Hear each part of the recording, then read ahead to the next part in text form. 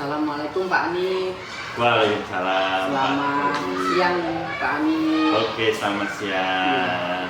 Gimana Pak Ani kabar hari ini? Alhamdulillah semua baik-baik saja. Ya. Ngapunten Pak Ani, mungkin hari ini saya mengganggu Pak Ani dalam bekerja untuk mau mengadakan wawancara pengambilan keputusan berbasis nilai kebajikan Pak Ani. Siap, silakan kami beri waktu seperlunya jenengan bisa menggali apa saja yang bisa untuk menambah pengetahuan, menambah wawasan kita pesan. Siap Pak Ani. Pak Ani dalam mungkin selama Pak Ani menjadi kepala sekolah pasti ada banyak permasalahan atau kasus yang dihadapi di sekolah ini. Ya, betul. Dalam kasus tersebut bagaimana Pak Ani mengidentifikasi apakah ini termasuk kategori dilema etika atau kebutuhan moral? Ini bagaimana mengidentifikasi antara dilema etika atau kebutuhan moral ya. Iya. Kalau untuk di sekolah saya di SD Negeri 2 Kedung Sino ini, saya untuk mengidentifikasi hal-hal yang berhubungan dengan dilema etika itu seperti memutuskan hal-hal yang sama-sama baik, tapi itu berlawanan dengan hati nurani kita, kadang begitu ya, dilema etika. Tapi hal-hal yang mungkin merendahkan atau salah satu pihak dan kita harus memutuskan itu dilema etika dan bujukan moral. Bujukan moral itu biasanya kita juga perlu mengidentifikasi ini apakah harus saya lakukan atau tidak ya. Biasanya kalau mengidentifikasi seperti itu saya mencari fakta-fakta yang sebenarnya, fakta-fakta yang terjadi di lapangan, apakah itu memang ada hal-hal yang terjadi itu memang benar-benar terjadi seperti itu, mengidentifikasi fakta-fakta tersebut, apakah ini memang hal-hal bujukan moral seperti ini, itu bagaimana nanti kita ke depannya memprediksi ke depannya bagaimana jika kita mengambil memutuskan hal-hal yang sifatnya seperti bujukan moral dan dilema etika, itu biasanya kita identifikasi dengan mencari fakta-fakta yang terjadi di lapangan. Sesungguhnya seperti apa sih, dari kebenaran seperti apa gitu. Jadi menggali fakta-fakta yang terjadi nih Pak. Ya, menggali fakta-fakta yang terjadi. Oke Pak Ani, untuk selanjutnya gimana caranya Pak Ani jika permasalahan tersebut sama-sama benar Pak Ani? Sama-sama benar ya. Betul. Bagaimana kita memutuskan gitu ya. Ini dilema ya ini ya. Nah, ini sama-sama benar. Biasanya tetap kita dari fakta-fakta yang sudah kita temukan tadi, kemudian mengidentifikasi siapa juga yang terlibat, yang keterlibatan dari mana saja pihak-pihak yang terlibat. Tentu kita berusaha memberikan win-win solution. Jadi solusi yang sama-sama baik. Misalnya dua hal atau dua pihak atau memutuskan sesuatu yang nanti berguna bagi banyak pihak. Jika itu sebuah dilema, maka yang namanya sebuah keputusan itu harus diputuskan dengan mempertimbangkan mana efek yang terbaik dalam jangka panjang. Itu efek terbaik dalam jangka panjang akibat dari keputusan kita hari ini tentu berakibat juga nanti di masa yang akan datang. Gitu. Mungkin yang selanjutnya Pak Ani, langkah-langkah atau prosedur dalam menangani permasalahan yang Pak Ani alami? Iya, langkah-langkahnya biasanya saya tetap berkomunikasi. Pertama, kita komunikasikan dengan berbagai pihak. Kalau di sini permasalahan yang secara luas yang melibatkan banyak pihak, tetap di situ kita libatkan pihak-pihak yang terkait. Jika perlu, memang di sini kalau di sekolah ya berarti guru, semua guru, kemudian wali murid, komite, bahkan juga perlu anak-anak juga dilibatkan. Itu saya pikir pengalamannya salah satu mengkomunikasikan kepada mereka. Setelah kita komunikasikan, kita konfirmasi bahwa ini ada hal-hal yang perlu diputuskan.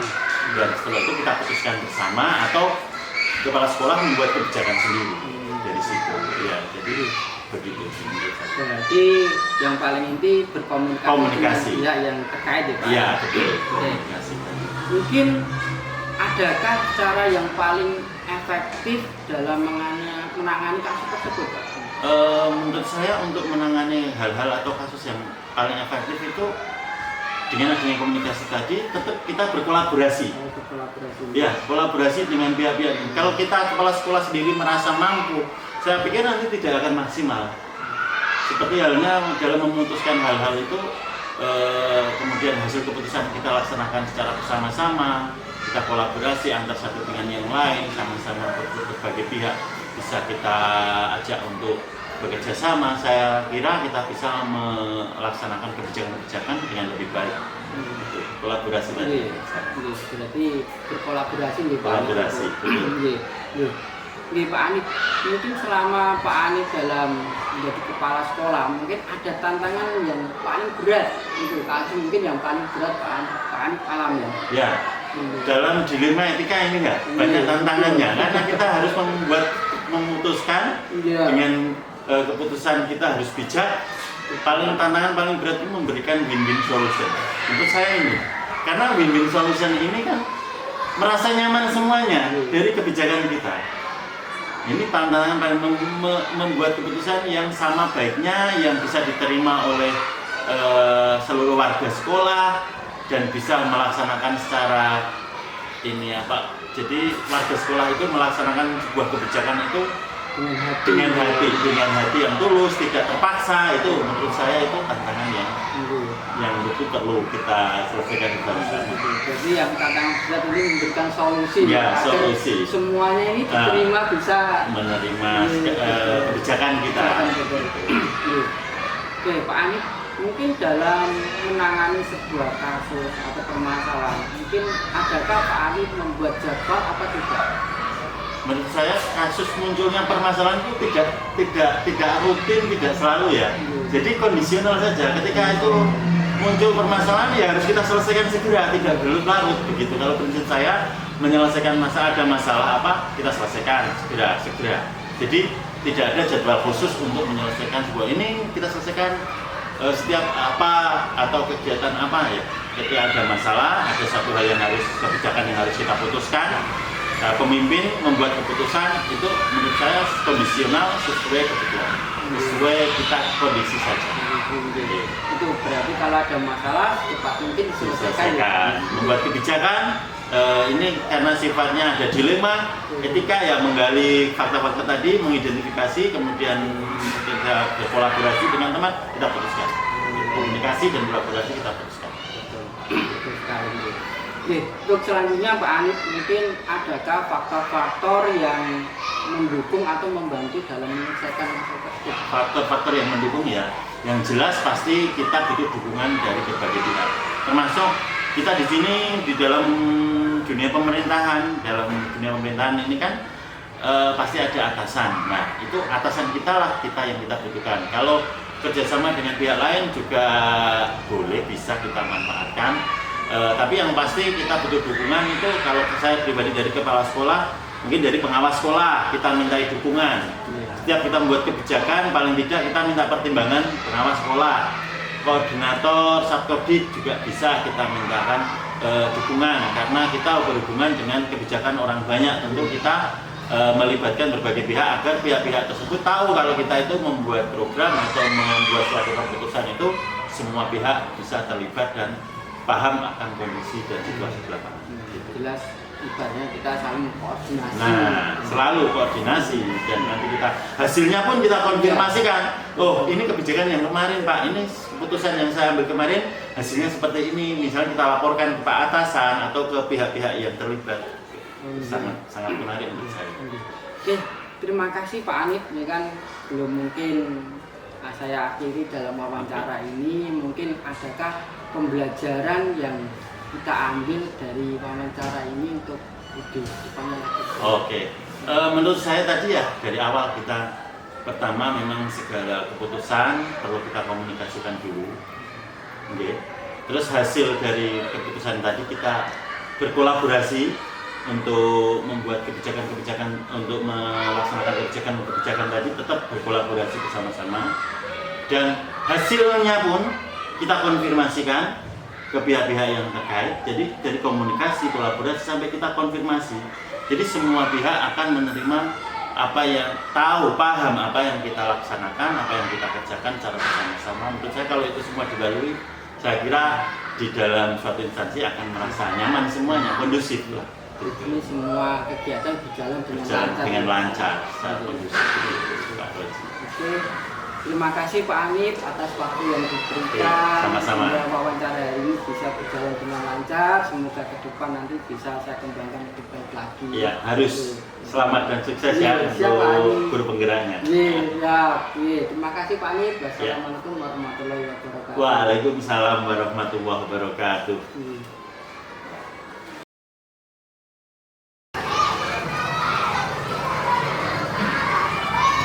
Assalamualaikum Pak Jar. Waalaikumsalam. Gimana kabar hari ini Pak Jar? Alhamdulillah. Gimana? Alhamdulillah masih tetap semangat Pak Jar. Walaupun banyak sibukan ya harus tetap semangat Pak Jar. Tugas setiap hari.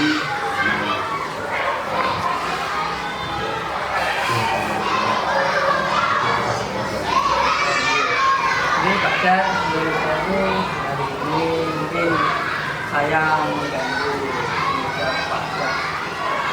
Ini mau wawancara dalam pengambilan keputusan.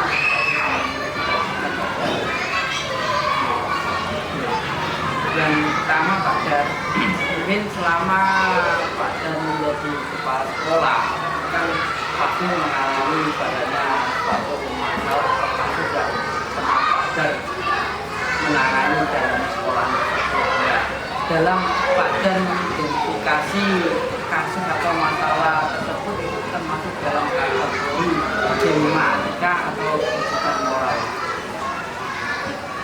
Terima kasih.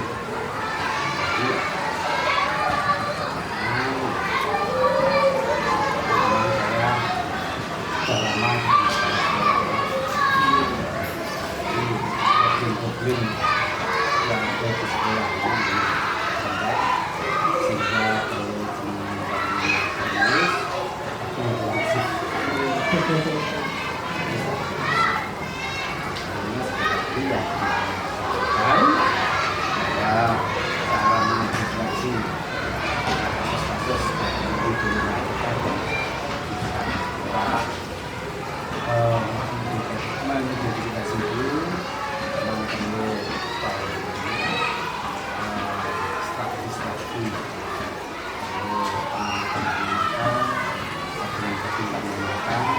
karena masalah itu tidak harus diselesaikan dengan frontal, tapi itu gambarannya tidak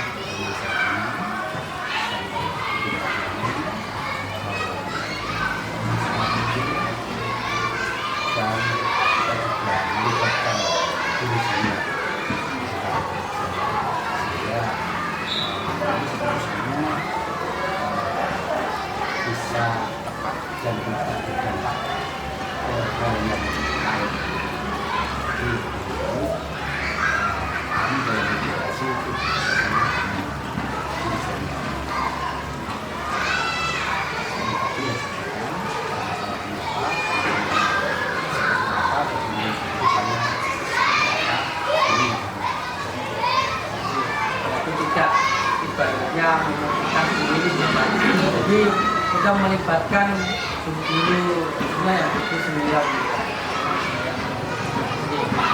Ini Pak Jar, untuk yang selanjutnya juga dalam sebuah masalah kan ini masalah tersebut ini kedua-duanya ini benar. benar. Tapi setiap kasus kita dalam memecahkan masalah ini serta-merta itu bukan untuk dari kecil apapun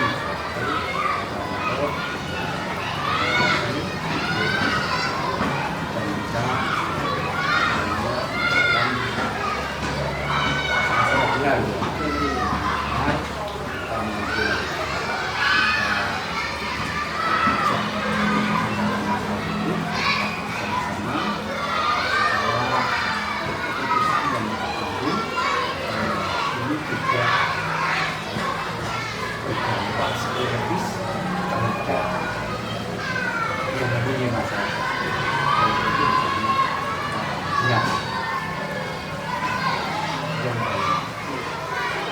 banyak kita bersama, tawarkan bersama ya Pak Dar.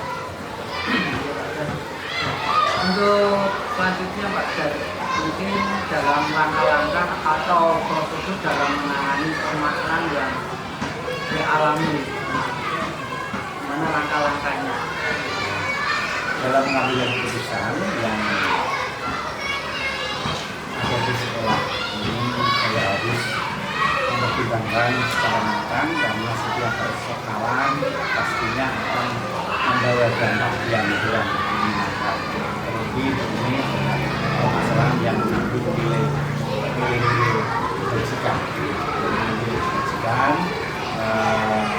yang mana nilai kebajikan tersebut tidak ada yang salah, tapi mungkin muncul di saat yang tidak tepat.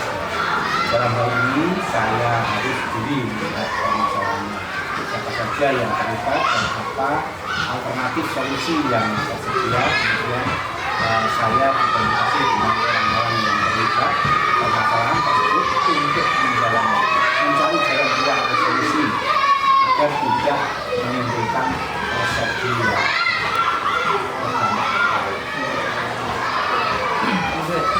Untuk Pak Dar, untuk mungkin adakah cara yang efektif, mungkin dari pengalaman Pak Dar yang cara yang efektif dalam menangani kasus tersebut? dalam cara yang efektif ya Pak, menangani kasus di sekolah ini kita berlatih depan sama harus motivasi, kemudian melibatkan rekan-rekan guru yang senior, kita adakan pertemuan khusus untuk menyelesaikan masalah itu. Kalau bisa itu secepatnya masalahnya harus diselesaikan. Kemudian lagi kalau kita berbulan psikologis terhadap yang kasus ini semua bisa menerima antara diri atau yang lain.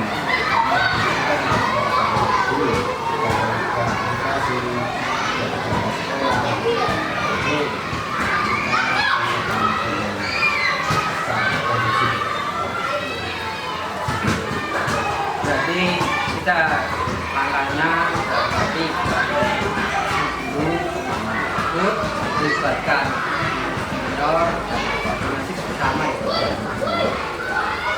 Oke, untuk hal apa saja yang pernah teralami dalam tantangan yang berat?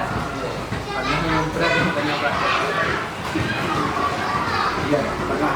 Ini yang berat sangat sulit sekali. Ini pernah terjadi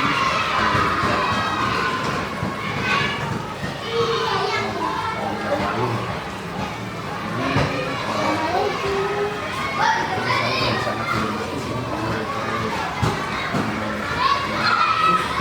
karena saya sendiri dan Pak kita sebagai pemimpin, sebagai orang tua itu ngomong yang masalah itu dengan cara timbul masalah, bicara masalah dan timbul masalah.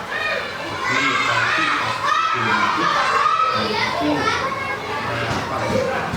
sama-sama apa namanya sama-sama benar sehingga kita harus memutuskan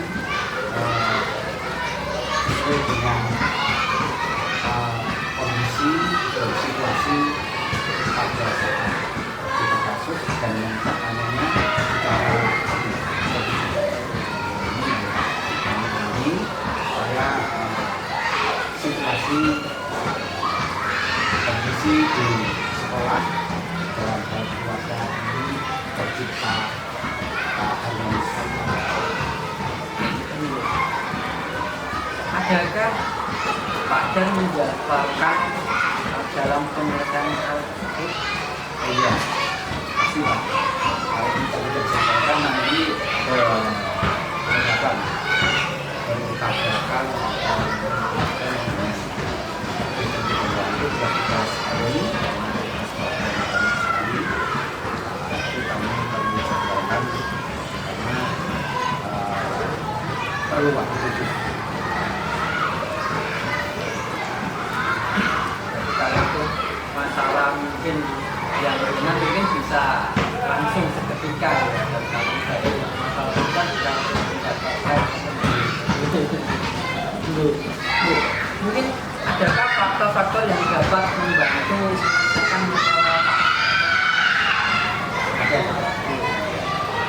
Ada faktor yang membantu ini sangat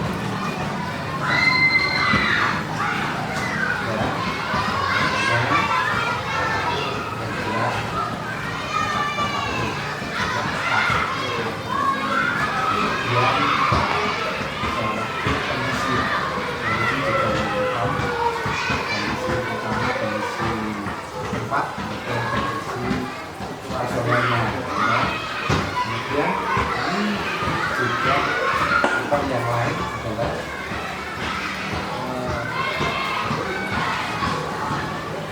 mekanik yang membantu untuk memenangkan saja untuk pertimbangan diskusi ya dengan berarti faktor yang banyak membantu memang kita harus melihat waktu yang tepat dari dengan kondisi yang tepat, yang sesuai, yang nyaman, ya kan, dan juga tetap dari rekan yang dulu atau dulu yang bisa membantu. Jadi, terima kasih Pak Dan. Mungkin yang terakhir ya kan dalam percakapan atau wawancara hari ini mungkin adakah pembelajaran yang dapat kita ini Pak Dan? terima kasih Pak.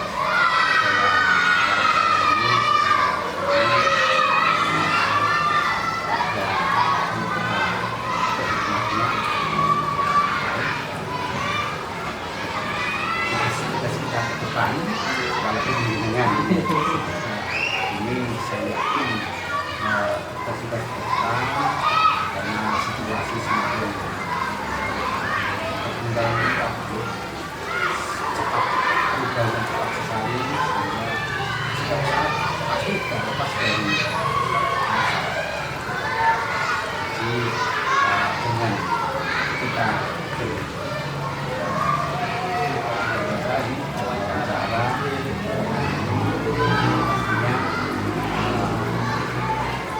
kita pengalaman-pengalaman yang nantinya akan menjadi